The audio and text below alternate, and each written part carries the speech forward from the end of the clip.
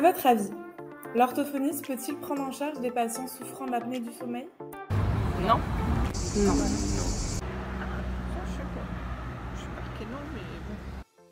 Les champs de compétences de l'orthophoniste sont larges et la prise en charge de patients souffrant d'apnée du sommeil en fait partie.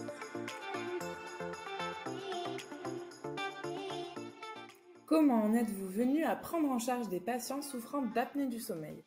En 2014, je dirais le hasard m'a fait croiser un pneumologue, le docteur Paul Woolman, qui est un spécialiste du sommeil et qui cherchait à créer une équipe pour travailler les apnées du sommeil. Donc moi, j'étais très étonnée en me demandant quel était le rôle d'une orthophoniste ou d'une logopède dans le sommeil.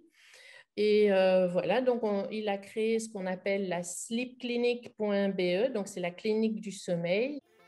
Quel est le rôle de l'orthophoniste dans la prise en charge des apnées du sommeil?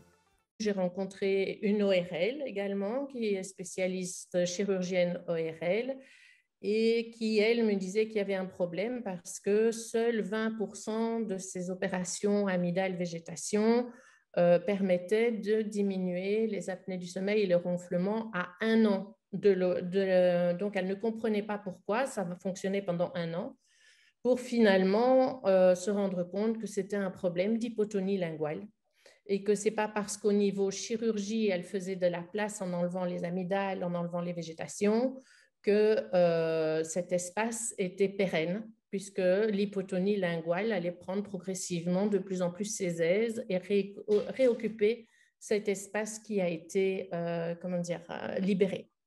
Donc, elle m'a dit, c'est très bien, maintenant, il n'y a plus une chire qui passe sans une rééducation orthophoniste au préalable pour que le patient sache très bien positionner sa langue, que la déglutition soit fonctionnelle.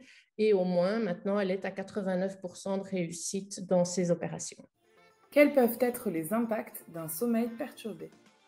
En creusant un petit peu, on se rend compte que plus de 30% d'enfants de TDAH en réalité ne sont pas des troubles d'attention, ce sont des enfants qui présentent des troubles du sommeil. On rééduque le sommeil, on rééduque une respiration nasale et ils n'ont plus de troubles de comportement ni d'attention. Donc, on élargit vraiment toute notre base et je pense qu'en tant que futur orthophoniste, il est indispensable dans votre anamnèse d'interroger sur le sommeil. À quelle fréquence se déroulent les séances? En fait, moi, je rends acteurs les patients et je les vois en moyenne 4 fois maximum, les adultes.